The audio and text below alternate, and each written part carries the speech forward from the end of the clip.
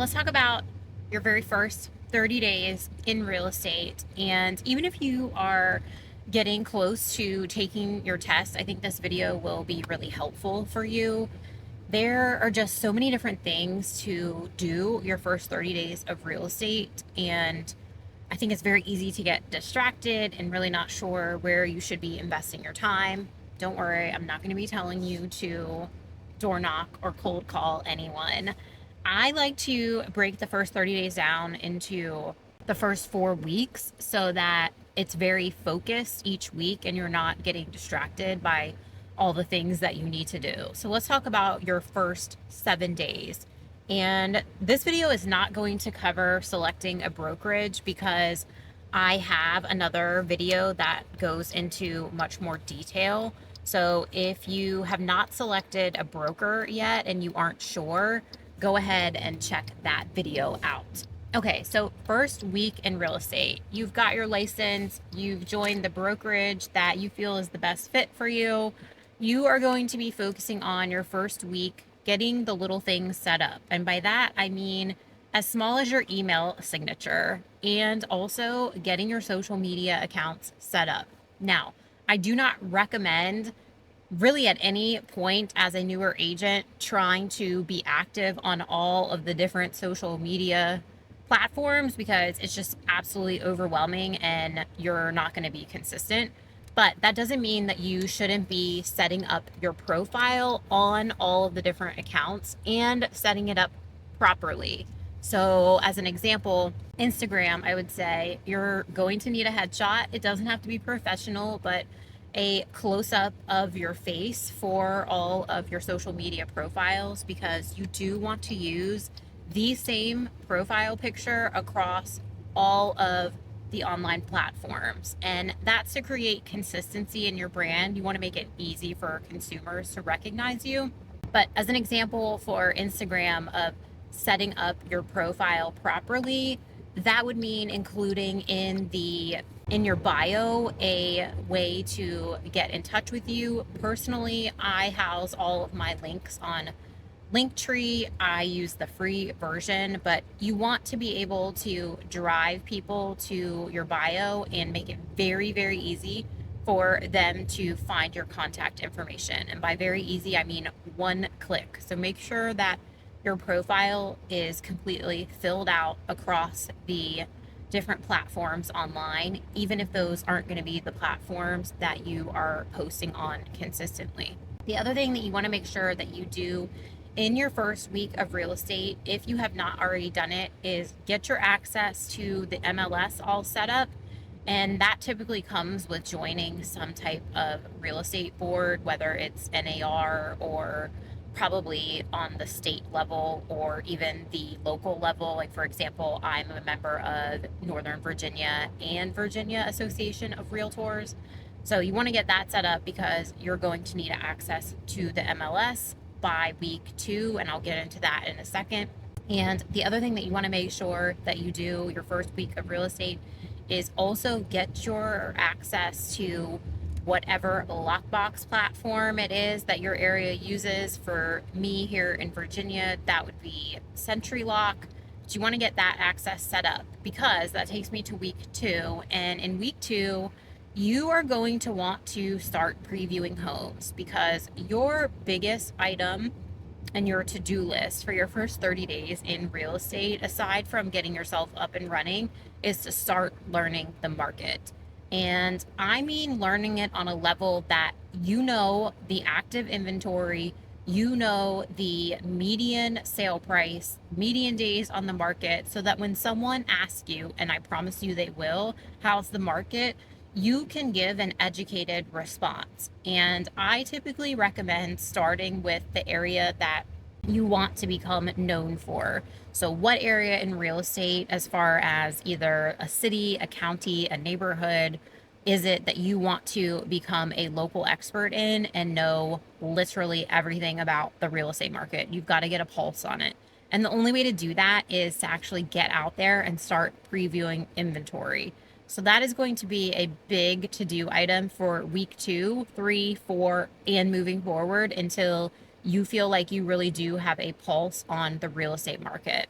The other thing that you're going to be doing on week 2 is announcing that you have become a real estate agent. And I don't mean some boring announcement that's like, oh, I'm so excited to announce I got my real estate license. It's canned, it's boring, people are numb to it. For your announcement, putting it on social media, if I were in your shoes starting over, it would be like I am introducing myself for a dating profile. So actually sharing like what it is I love about real estate, sharing what I like to do in my free time, give people something to connect to far beyond, oh, I'm in real estate now, because I think I see a post like that every single day and it's just not exciting. It's kind of the equivalent of a basic brokerage change announcement. Like consumers just don't really care about that. So that's not what we're going to be doing. And then the other thing that you want to do week 2, and I know it might sound like this isn't a ton to do in the second week, but it really is you really need to start thinking about who your ideal client is. Who is it that lights you up by serving them? Is it first time home buyers? Is it upsizers? Is it downsizers? Military, relocation? Start with that like upper end of a funnel and then work your way down, all the way down to really creating a client avatar, because all of your marketing should be geared towards that client. That client's pain point is what you want to talk to on a regular basis. And the only way to do that is to actually know who you're talking to. You are going to waste so much time and money if you are talking to the masses. Your services are not meant to work for everyone, and that is actually a good thing because you want to be an expert and serve a specific niche.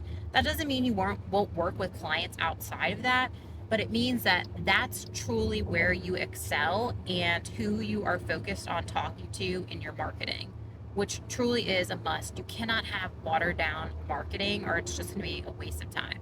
Then we're moving on to week 3, and this is starting to get some basic systems in place.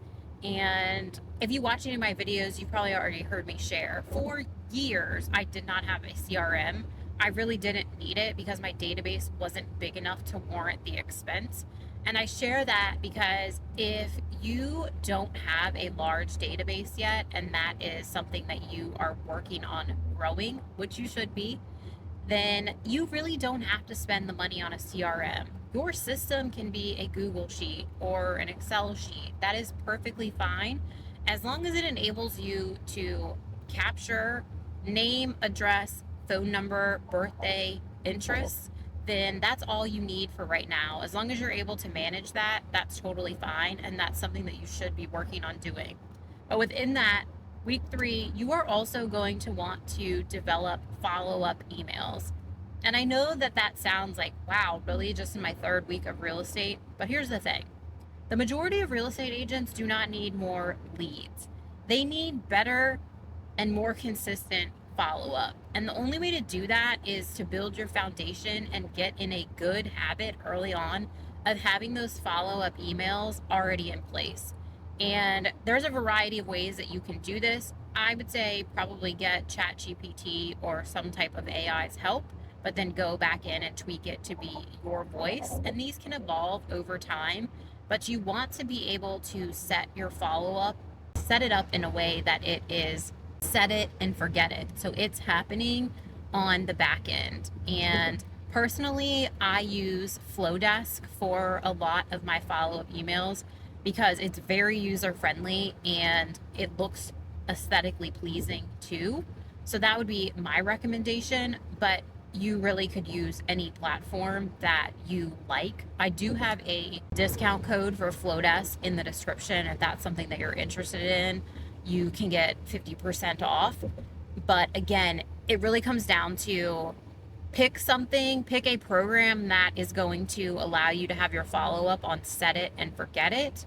And it will pay for itself because you aren't going to be putting yourself in a position to develop a bad habit of meeting someone. Maybe you hold an open house and meet someone and you get their contact info, and then you never follow up with them and you never get any business from it. That is the whole to-do list for this 3rd week, is getting some type of system in place. And if you can't afford a flow desk or some other program out there, then you can still use AI to help you develop these follow-up emails, and it can still be a copy paste type system once you get those emails developed. But you are going to have to be absolutely religious with yourself on setting reminders of when to send these emails. And I would make it a goal that as soon as the financials in your business warrant adding the expense of automating it, to go ahead and do that. It is worth every penny. The other thing that you want to do on the third week is to start getting in the habit of posting on social media. And if even just hearing that is like makes you like, oh, not really there yet, then this week you should be using to start to create content. And yes, it's going to feel awkward. It's going to feel uncomfortable. It's not going to come naturally to you to begin with, and that's okay. You can't compare your first 30 days to somebody else's 10th year in the business. And what my goal would be for week 3, if you're not comfortable to just start posting content, is to get at least 2 weeks of content written and prepared so that you are giving yourself some runway to then take that and build on it. And if you are comfortable to go ahead and post, that's fantastic. Week 4 is actually creating a content calendar and mapping out what content you're going to create for the following month.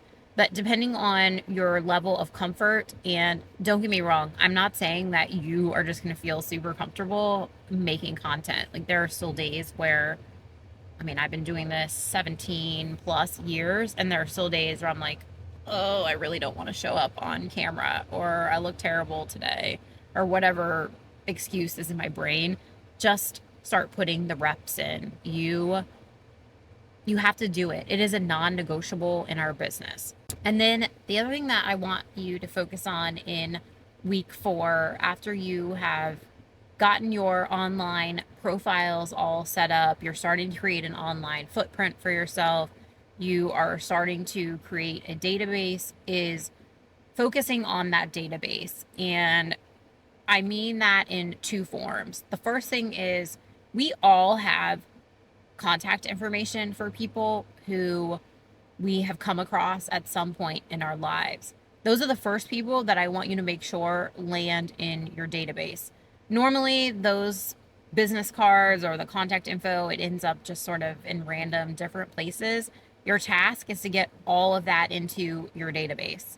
And then it's setting the goal of adding at least 5 people to your database every single week. And that is completely doable. If that sounds overwhelming to you, I don't think you are conscious of how many people you come in contact with on a daily basis. And if you say, well, I'm home all day and I don't get out that much, well, you're going to add that to your goals and tasks to do for week 4, because we can't be secret agents. That is not a part of this business. You've got to get yourself out there. So if that means that you start to go new places, and maybe you're working from a coffee shop, or maybe it is the snowball effect of you're getting out and creating content, so you're putting yourself in different settings to meet new people, even better. Bottom line, 5 people to your database every single week is completely doable. And let's do the math really quickly. If you do that and stick to it for an entire year consistently, that's over 250 contacts a year that you're adding to your database. That is powerful. I think agents, a lot of the time, like, they just don't think about how that compounds, and you don't have to have a database of 20,000 people to do a really good business in the real estate industry. You need a very defined and robust database in the sense of quality over quantity. And then if you are nurturing those people, you will be set. You will reach a point that you are simply nurturing your database. I don't want to make it sound like that is easy. It's not easy, but it is that simple. 5 contacts a week. Stick to that. And while you are building your online presence and adding to those contacts, you will have a compound effect. The last thing that I want you to do in your first 30 days of real estate is connect with other real estate professionals. They don't necessarily have to be in your market, although I do think that that is a good thing. But within the industry in general, maybe you reach out to someone on Instagram or you see someone you like on YouTube, other agents that you relate to that are further ahead in their business, reach out to them and make those connections. Real estate agents, for the most part, especially the ones that have been in the business for years, we know it's a very small world and we are willing to help new agents. This can be a very competitive industry. It can be very dog eat dog. But within that, there are these amazing agents, and I have certainly benefited from them over the years and still continue to.